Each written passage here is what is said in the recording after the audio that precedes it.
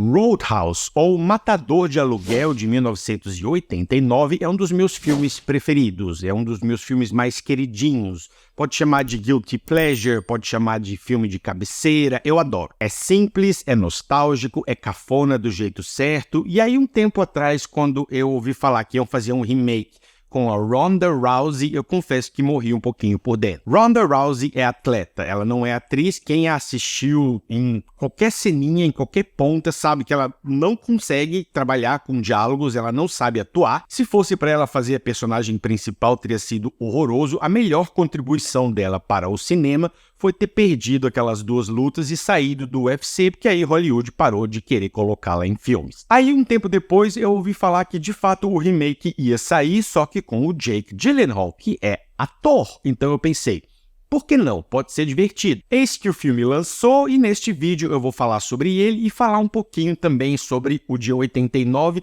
porque eu acho que é um caso bom para estudar o que os remakes costumam fazer de certo e de errado. Mas sem spoilers, ok? Vamos lá? Roadhouse. Vamos lá.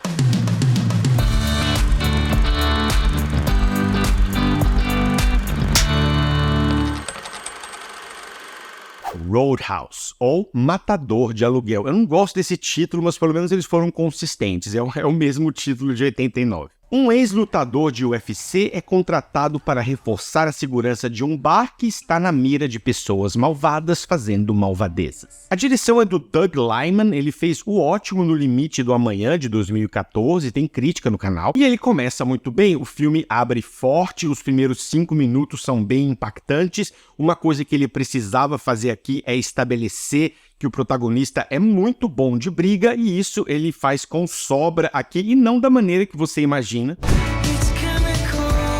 Eu realmente gostei muito da abertura, tem uma cena envolvendo uma faca que eu achei divertida, não lembro de ter visto algo assim. Logo você começa a perceber algumas oscilações no tom, o filme pula de uma cena engraçadinha para outra bem deprimente. Depois ajusta e aí desajusta mais um pouco, depois ajusta, depois... O tom não é a coisa mais consistente aqui, mas beleza. A câmera do diretor deixa as cenas de ação mais cansativas do que precisavam ser, e eu entendo a necessidade de inovar um pouco e não fazer aquela coisa chapadona, se bem que eu prefiro as cenas de ação do filme de 89, eram câmera quietinha, plano aberto, plano fechado, plano médio, e deixa a porradaria contar a história. Aqui tem câmera em primeira pessoa, ponto de vista, que você vê a mãozinha, depois ele dá umas xengas, uns pans desnecessários.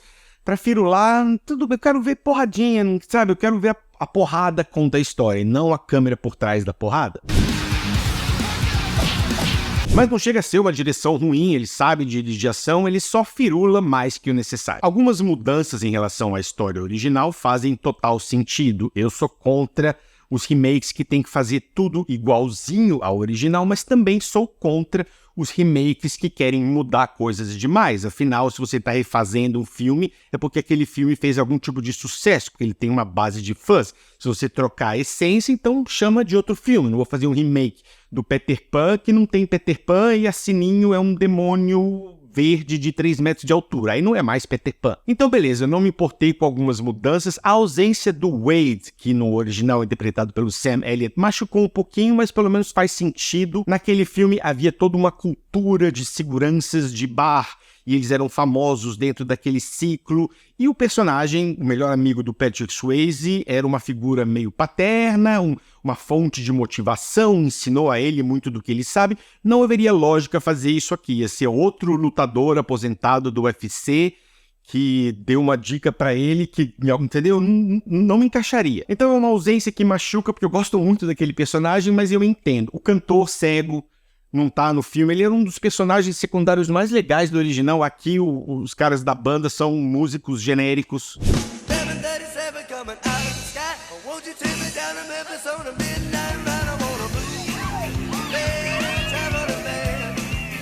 Mas eu continuo entendendo, eu não tenho mais essa postura anti-remake que eu tinha há 10 anos. Acho que se for feito com as intenções certas, pode funcionar, pode modernizar o filme. Agora, outras omissões ou mudanças acabam tirando o charme do original e são completamente desnecessárias. Isso se aplica a qualquer remake que você for fazer. Você pega a estrutura do original. Quais são os elementos que não podem faltar? No centro temos o Dalton, que é um cara bom de briga, é um pacifista internamente, porque ele sabe se ele perder a cabeça, beleza, tudo isso está aqui. Então, de um lado temos o Dalton, do outro lado temos o Brad, que faz o vilãozão. Então, nós temos protagonista, antagonista, a mocinha do filme é a doutora Elizabeth, e temos também o Jimmy, que é o único cara capaz de enfrentar o Dalton, que luta tão bem quanto ele, se não melhor. Esses 4 elementos não podem faltar. O resto, os capangas, as motivações secundárias, os arcos secundários, o remake pode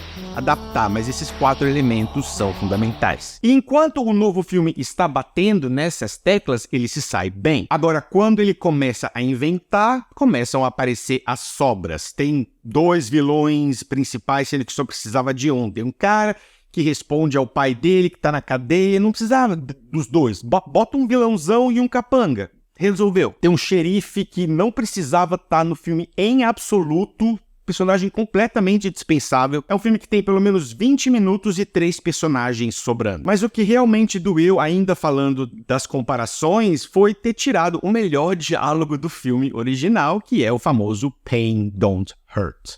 Pain don't hurt. É o quê?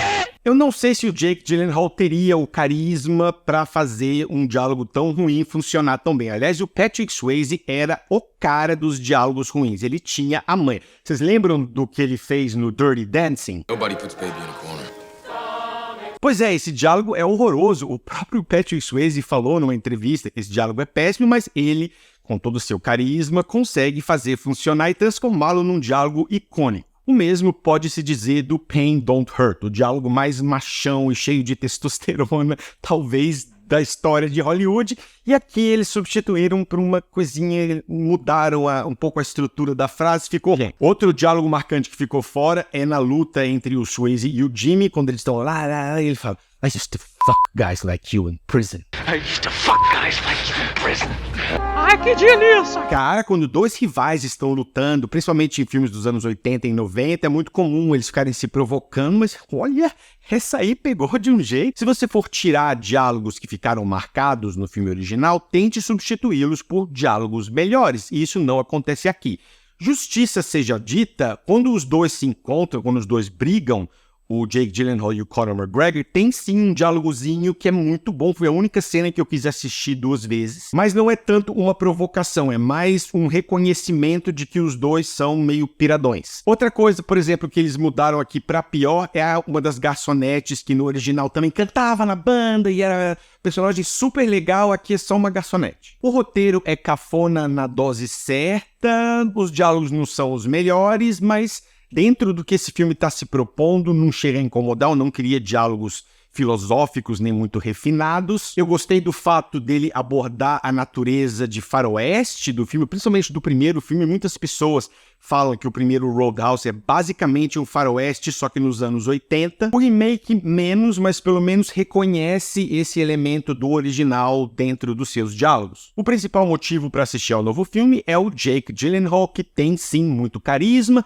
conseguiu me convencer como lutador profissional, tá fortão, tá com corpo de lutador de MMA, mesmo com alguns momentos claramente coreografados durante as lutas, onde você percebe que talvez o instinto do outro lutador não seria cair de costas no chão e sim fazer tananã, mas beleza. É um tipo de filme que se movimenta pela porradaria e a porradaria daqui é super satisfatória, principalmente o confronto final entre os 2, eu vou chegar lá. Eu gosto do lado calmo do personagem, do Jake Gyllenhaal, e ele é calmo não por natureza, mas por escolha, porque se ele perder a cabeça, as consequências costumam ser muito severas. É mais ou menos algo que o filme original também tinha feito em relação a um golpe que o Patrick Swayze fazia, flac, né, um negócio de tirar a garganta. Não é bem assim, mas também tem o elemento dele ter feito algo no passado e não poder perder o controle, ok. Não sei se eu amo essa dinâmica de, olha, antes da gente começar a brigar, você tem seguro de saúde, tem um hospital aqui perto, e ele dando tapinha de mão aberta, mas eu entendi a graça. Eu não sei se teria sido a minha escolha na direção, aquela coisa engraçadinha, porrada engraçadinha, Mas eu comprei no trailer, já tinha ficado claro que seria assim, também foi, beleza, foi. E dessa vez o personagem não fuma, o que, de novo, faz total sentido. Eu fiquei curioso porque o Dalton no original fumava demais. Tem uma cena que ele tá dormindo, ele acorda, a garçonete vai levar café pra ele acorda e já acende um cigarro, assim, era muito marcante. E, 2024, MMA, UFC, blá, blá, blá, não se fuma mais, beleza. A Daniela Melchior tá no filme operante, nada mais. O romance dos dois é completamente qualquer coisa, é um dos elementos que o filme original fez bem melhor, embora no original ela se apaixone por ele muito fácil, era muito comum nos anos 80, aquela coisa do machão que chega, fala duas coisas e a mulher se derrete, isso não tá tanto aqui, o que é bom, mas também é, sabe, tá bom, ela tá no filme porque tinha uma médica no outro, precisava tá. Vamos falar do Conor McGregor, que é talvez a principal mudança, porque esse personagem no original, o Jimmy, ele aparecia só pra lutar contra o Dalton, e ele era tão bom quanto ele, mas ele não tinha o seu próprio arco. E aqui o filme passa, pelo menos na segunda metade, mais tempo talvez que o necessário com o Conor McGregor, o que acaba ajudando o filme porque ele é carismático, não é bom ator, mas o filme sabe disso, é tanto que ele tem poucos diálogos e ele tá essencialmente fazendo uma versão exagerada dele mesmo, me convenceu como um completo sociopata, fiquei meio assim, gente, que cidadezinha é essa aqui? Tá certo que a polícia é comprada, mas você pode sair na rua, batendo em todo mundo, peladão na rua e tacando fogo nas coisas, ninguém faz nada, ficou um pouquinho exagerado, mas o outro também era. A luta final entre os dois é satisfatória, não tanto quanto a do original, que era numa floresta, à noite, e parecia ter mais em jogo, embora, não, ambas têm muito em jogo.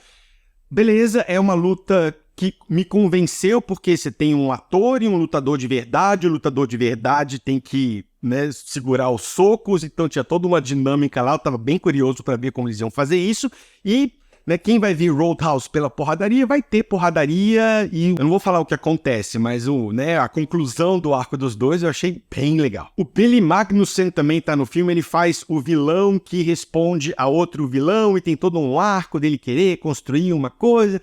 Personagem totalmente sobrando, você podia ter pegado vários antagonistas e enxugado e feito um vilão principal e um capanga e outros subcapangas e tava bom, mas ele tá numa cena muito divertida, envolve o personagem fazendo a barba, não exatamente o personagem, vocês vão saber do que eu tô falando, eu ri alto com essa cena. O meu personagem preferido do filme chama-se Mo, é interpretado pelo Arturo Castro. Inicialmente eu achei que seria só um alívio cômico repetitivo, porque ele é um cara que não tem a postura do típico capangão, que só quer fazer coisas erradas, ele era engraçado, mas aí ele aparece de novo e faz meio que a mesma coisa, depois eu falei, tá, o personagem é isso. E aí no final, ele tem um diálogo que meio que solidifica o arco dele, eu falei, esse personagem é bom. É engraçado, é bem bolado e a última cena é ótima. O novo Roadhouse é ruim, mas é bom. Ele não consegue fazer isso, sabe, essa coisa rara do ruim, mas é bom. Não tão ruim que é bom, não chega a isso. É um canastrão, é uma picaretagem boa. E ele não faz isso tão bem quanto o filme de 89, não tem o mesmo charme, mas aquela diversão bronca, bem básica, tem aqui. Nota 6,6. Pessoal, quero pedir desculpa pela minha ausência, estou umas 2 semanas sumido, eu entrei numa ressaca estranha quando voltei do Oscar, bateu uma bad, e não sei exatamente o que está acontecendo, mas já estou investigando e estou de volta. Quero aproveitar para pedir desculpas à Kátia e ao Alberto. Ambos estão esperando as suas críticas patrocinadas e eu dei uma atrasada boa, mas serão os 2 próximos vídeos. Quando eu dou uma sumida, dou uma piradinha, eu não pirei, tá, pessoal? Só dei uma blega-blega, eu volto devagar. Então, estou voltando devagarzinho. Vou fazer o top 10 melhores de 2023 e acho que em fevereiro eu estou no ritmo normal. É isso, pessoal. Um abraço e até a próxima.